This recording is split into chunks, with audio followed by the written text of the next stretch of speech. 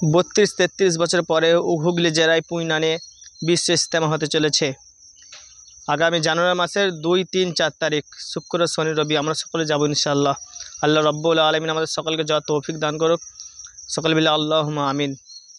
এখন থেকে সমস্ত মানুষ যাওয়া শুরু করেছে, অনেক দেশ থেকে, বাইরে থেকে জামাত এখন থেকে সব চলে এসেছে আমার প্রিয় ভাইয়েরা। তো আমরা সকলে চেষ্টা করি আগে থেকে যাওয়ার। আজ আমাদের গ্রাম থেকে একজন ব্যক্তি আনিস নাম, ওই ভাই চলে গেছে, ওখানে গিয়ে সহযোগিতা করবে, ওখানে কাজকর্ম করবে। তো আমাদের সকলে যাওয়া দরকার। কমসে কম আমরা ইজতেমাতে অবশ্যই উপস্থিত হব। আল্লাহ রাব্বুল আলামিন আমাদের সকলকে ইজতেমায় যাওয়া তৌফিক দান করুক। সকল বেলা আল্লাহুম্মা আমিন। 32-33 বছর পরেও হচ্ছে, আমার জীবনে প্রথম দেখছি বিশ্ব ইজতেমা পশ্চিমবাংলায়। আগামীতে আবার কবে হবে, তখন হায়াত থাকবে কি জানি না। আল্লাহ রাব্বুল আলামিন যদি এবারে আমাদের সকলকে যাওয়ার তৌফিক দান করে, সকল যেন বলি আল্লাহ, সকলে বলি আল্লাহুম্মা আমিন।